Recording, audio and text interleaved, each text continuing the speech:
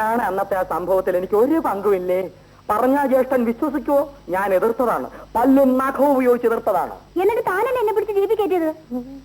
അതുകൊണ്ട് മേരിക്കുട്ടി രക്ഷപ്പെട്ടു. ഞാൻ മേരിക്കുട്ടിയെ രക്ഷിക്കാൻ വേണ്ടിയല്ലേ ജീപ്പി കൂടെ പോകുന്നത്. മതി മതി, എനിക്കൊന്നും കേൾക്കണ്ട. പൂട്ടുണ്ട്, വേണോ? ഓ, തെറ്റിദ്ധരിക്കുന്നവരുടെ പൂട്ട് എനിക്കെന്തിനാ? ആ, വേണ്ടെങ്കിൽ വേണ്ട. ചുരുക്കി പറഞ്ഞ മോഹൻ കുഞ്ഞുമായിട്ടുള്ള കൂട്ട് വിട്ടു. ഞാൻ അന്നേ വിട്ടു. പുള്ളിക്കാരൻ ജാമ്യത്തിൽ ഇറങ്ങിയിട്ടുണ്ടല്ലോ, അത് പണത്തിന്റെ കൊഴുപ്പ്. ഈ കടുവ കാട്ടിൽ നിന്ന് നാട്ടിലോട്ട് ഇറങ്ങുന്ന എന്തിനാ? പുല്ല് തിന്നാൻ. അല്ല, തന്റെ പുട്ട് തിന്നാനാ. എടോ, മനുഷ്യന്റെ ചോരയുടെ രുചി അറിഞ്ഞു പോയത് കൊണ്ട്. അതുപോലെ മോഹൻ ഒന്ന് പറഞ്ഞ് രണ്ടാമത്തേന് കത്തിയെടുത്ത് ശീലിച്ചവനാ. പക്ഷെ കുത്താനുള്ള ശത്രുക്കൾ തീർന്നുപോയി. ഇനി കണ്ണിൽ കാണുന്നവരെയൊക്കെ ഓടിച്ചിട്ട് കുത്തും. അതുകൊണ്ട് നാടിന്റെ നന്മയും പൊതുജനങ്ങളുടെ പ്രാണരക്ഷയും കരുതി ഭീകരനും കൊലയാളിയുമായ മോഹന്റെ ജാമ്യം ഉടനെ റദ്ദു ചെയ്ത് വീണ്ടും ജയിലിൽ അടപ്പിക്കണം. എന്നിട്ട് ആറി ഊറിപ്പോകാതെ ആ കൊലക്കേസ് അയാളുടെ പേരിൽ തന്നെ ചാർജ് ചെയ്ത് ശിക്ഷിപ്പിക്കാൻ വേണ്ടി നമ്മൾ പ്രക്ഷോഭണം തുടങ്ങണം. എങ്ങനെ ഇരിക്കും? കലക്കും. എങ്കിൽ മീശ കലക്കാൻ തുടങ്ങിക്കോ, ഞാനുണ്ട് മുന്നിൽ.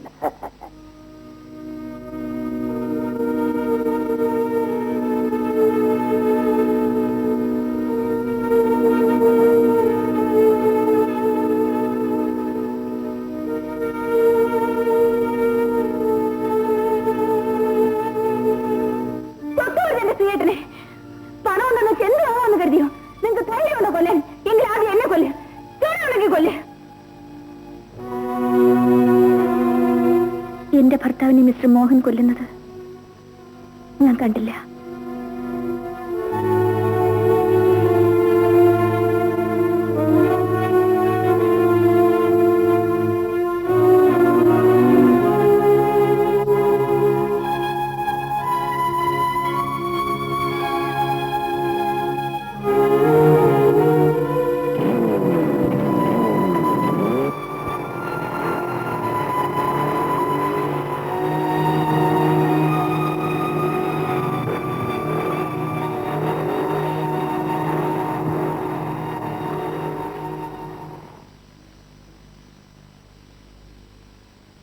ലീവ് ലെറ്റർ കൊടുക്കണ്ടേ അമ്മേ? വേണ്ട മോനെ, അച്ഛന്റെ ശവദാഹത്തിന് മോന്റെ സാറും വന്നിരുന്നല്ലേ, അവർക്കൊക്കെ വിവരം അറിയാം. സ്കൂൾ വിട്ട് കളിക്കാൻ നിൽക്കാതെ നേരെ ഇനി പോരണം. അമ്മ തനിക്കല്ലേ ഉള്ളൂ, ഞാൻ ഓടി വരാം അമ്മേ.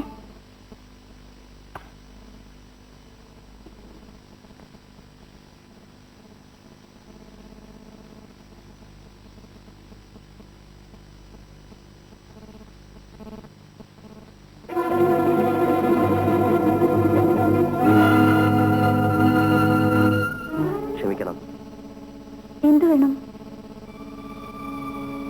ആരമ്മ ഇത്?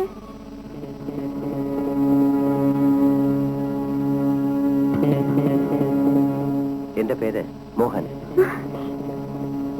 നമ്മുടെ അച്ഛനെ കൊന്നത് ഇയാളാണോ അമ്മേ? ആണോ അമ്മേ?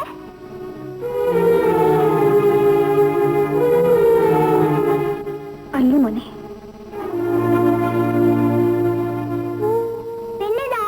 ഞാൻ പറഞ്ഞാ മതിയോ? അങ്കിൾ, മോന്റെ അമ്മയുടെ സഹോദരൻ. മോന്റെ പേരെന്താ? അണ്ണൻ. നല്ല പേര്. ഞാൻ സ്കൂളിൽ പോയിക്കോട്ടെ അമ്മേ? ഇരിക്കൂ. വേണ്ട. കുട്ടിയോട് പറഞ്ഞത് ആത്മാർത്ഥമായിട്ട് തന്നെയായിരുന്നു. സംശയം തോന്നാൻ കാര്യം? പോലീസ് സ്റ്റേഷനിൽ വെച്ചും നിങ്ങൾ ഇത് തന്നെ പറഞ്ഞു. ഇപ്പോഴിങ്ങോട്ട് വരാൻ ധൈര്യം ഉണ്ടായതും അതുകൊണ്ട് തന്നെയാണ്. വന്നത് എന്തിനാണെന്ന് പറഞ്ഞില്ല. മിസ്റ്റർ ശ്രീധരന്റെ കൊലപാതകത്തിൽ എല്ലാവരും എന്നെ സംശയിക്കുന്നു. പക്ഷെ നിങ്ങൾ മാത്രം അങ്ങനെയല്ല. എന്താ കാര്യം?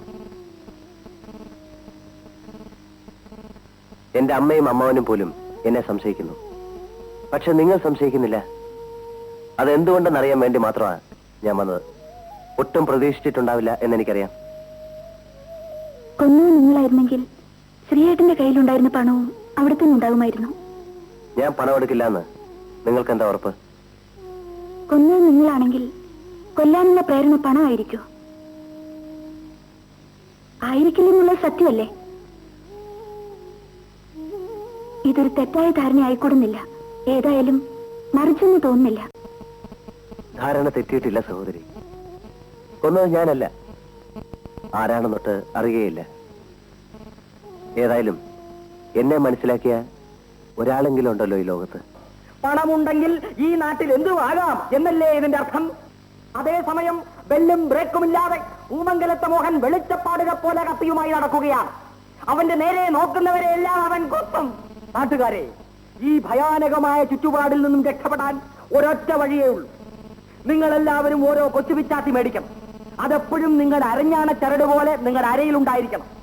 മോഹൻ കത്തിയെടുത്താൽ നിങ്ങളും കൊച്ചുപിച്ചാത്തി എടുക്കണം. ജീവനിൽ കൊതിയുള്ള മോഹൻ നിങ്ങളുടെ കത്തി കണ്ട് പേടിച്ചു വിരണ്ടോടും.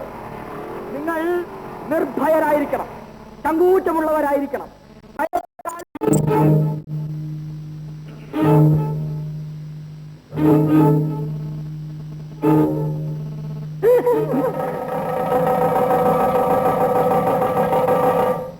ഞാൻ നല്ലവളല്ലെന്ന് ഈ നാട്ടിലുള്ള എല്ലാവർക്കും അറിയാം.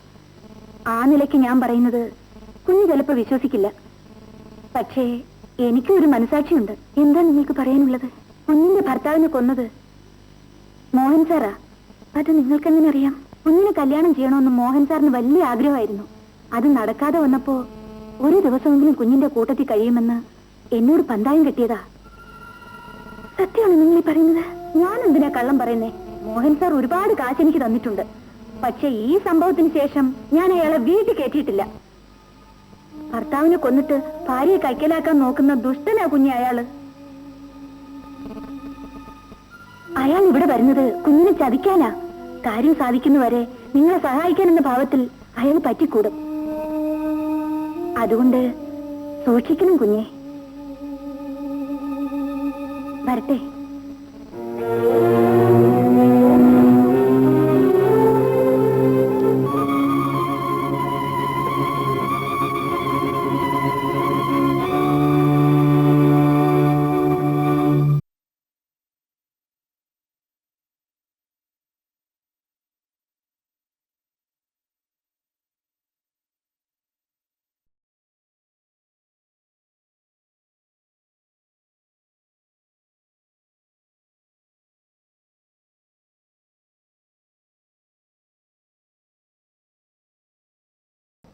ഞാൻ നല്ലവളല്ലെന്ന് ഈ നാട്ടിലുള്ള എല്ലാവർക്കും അറിയാം.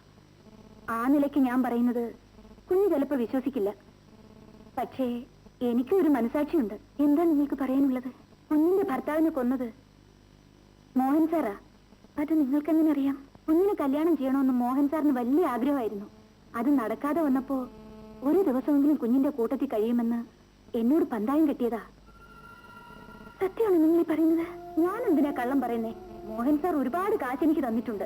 പക്ഷെ ഈ സംഭവത്തിന് ശേഷം ഞാൻ അയാളെ വീട്ടിൽ കയറ്റിയിട്ടില്ല. ഭർത്താവിനെ കൊന്നിട്ട് ഭാര്യയെ കൈക്കലാക്കാൻ നോക്കുന്ന ദുഷ്ടനാ കുഞ്ഞെ അയാള്. അയാൾ ഇവിടെ വരുന്നത് കുഞ്ഞിനെ ചതിക്കാനാ. കാര്യം സാധിക്കുന്നവരെ നിങ്ങളെ സഹായിക്കാനെന്ന ഭാവത്തിൽ അയാൾ പറ്റിക്കൂടും. അതുകൊണ്ട് സൂക്ഷിക്കണം കുഞ്ഞെ. വരട്ടെ.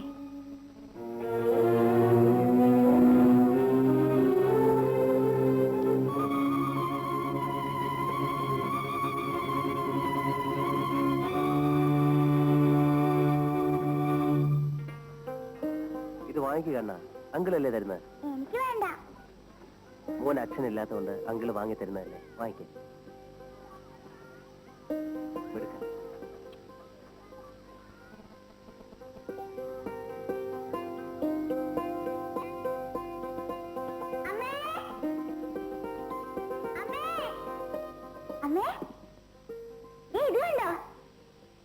നന്നായിരിക്കുന്നില്ലമ്മേ. ഇത് എവിടുന്നാ കണ്ണ? ഞാൻ സ്കൂളിൽ വരുമ്പോ അങ്കിൾ തന്നതാ. മോൻ ഇങ്ങനൊന്നും ആയിരുന്നില്ലല്ലോ. വല്ലൂരൊക്കെ തരുന്ന എന്തിനു വാങ്ങുന്നേ? വല്ലൂരും ആണോ? അങ്കിൾ അല്ലേ അമ്മേ? ആരായാലും തിരക്കേടില്ല. ഈ സ്വഭാവം നന്നില്ല മോനെ. നാളെ സ്കൂളിൽ പോകുമ്പോൾ തിരിച്ചു കൊടുത്തേക്കണം. അങ്കിൾ തന്നാ വാങ്ങരുതെന്ന് അമ്മ പറഞ്ഞു. ആരോടും വാങ്ങരുതെന്ന് പറഞ്ഞു. ശരി, കണ്ണം വരൂ, ഞാൻ വീട്ടിൽ കൊണ്ടുവിടാം.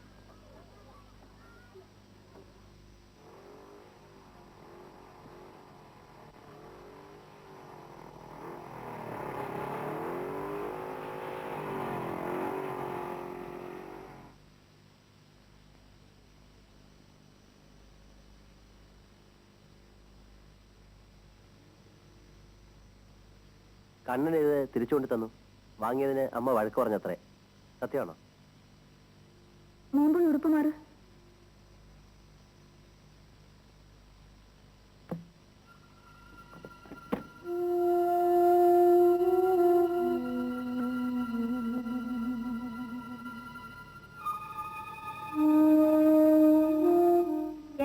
ലക്ഷ്യം? ലക്ഷ്യമോ? എനിക്കില്ലാത്തത് അതൊന്നു മാത്രമാണ്. നിങ്ങളിവിടെ വരുന്ന എന്തിനാണെന്നാ ചോദിച്ചത്. അത് ഇതുവരെ മനസ്സിലായില്ലേ? നിങ്ങൾ എന്നെ വിവാഹം ചെയ്യാൻ ആഗ്രഹിച്ചിരുന്നു. ആ കാര്യം പറഞ്ഞ് എന്നെ ക്ഷീണിപ്പിക്കരുത്. അത് നടക്കാതെ പോയതിന്റെ പ്രതികാരത്തിന് ഒരു ദിവസമെങ്കിലും എന്നെ നിങ്ങളുടെ ഭാര്യയാക്കുമെന്ന് പമ്മയം കിട്ടിയിരുന്നില്ലേ? സത്യമല്ലേ? ഇതാര് പറഞ്ഞു? സത്യമാണോന്നാണ് ഞാൻ ചോദിച്ചത്. രാധിക, ഒരു കാര്യം മനസ്സിലാക്കണം. അന്നത്തെ ഞാനെന്ന് പറഞ്ഞാൽ വിശദീകരണം വേണ്ട. സത്യമാണോ അല്ലെന്ന് മാത്രം പറഞ്ഞാൽ മതി. സത്യമാണ്. ഞാനും ശ്രീയേട്ടനും എങ്ങനെയാണ് കഴിഞ്ഞിരുന്നെന്ന് നിങ്ങൾക്കറിയാലോ. ശ്രീയേട്ടൻ മരിച്ച അന്ന് ഞാനും ആത്മഹത്യ ചെയ്യുമായിരുന്നു. പക്ഷേ എന്റെ കുഞ്ഞിന് വേണ്ടിയാണ് ഞാൻ ജീവിച്ചത്. പോലീസ് സ്റ്റേഷനിൽ വെച്ച് എന്റെ മനസാക്ഷിക്ക് വിരുദ്ധമായി എനിക്ക് മൊഴി കൊടുക്കാമായിരുന്നു. പക്ഷേ എന്റെ മൊഴി കൊണ്ടെങ്കിലും നിങ്ങളൊരു മനുഷ്യനായി തീരുമെന്ന് ഞാൻ കരുതി. അമ്മയും പെങ്ങളും തിരിച്ചറിയാൻ കഴിയാത്ത മൃഗമാണ് നിങ്ങൾ. നിങ്ങൾക്ക് എന്റെ ശരീരമല്ലേ വേണ്ടത്? അനുഭവിച്ചോളൂ, അനുഭവിച്ചോളൂ. എന്ത് പറഞ്ഞടി? എന്ത് പറഞ്ഞെന്നാ ചോദിച്ചേ? അച്ഛനില്ലാത്ത എന്റെ കുഞ്ഞുമായി ഇവിടെ ജീവിക്കാൻ നിങ്ങൾ അനുവദിക്കില്ലേ? ഞാൻ നിങ്ങളോട് എന്ത് തെറ്റ് ചെയ്തു? ഇനി എനിക്ക് മോചനമില്ലേ ദൈവമേ? തെറ്റുകൾ മാത്രം ചെയ്തു പോകുന്നവന് പിന്നീട് ഒരു ശരി പോലും ചെയ്യാൻ അനുവാദമില്ലേ രാധികെ?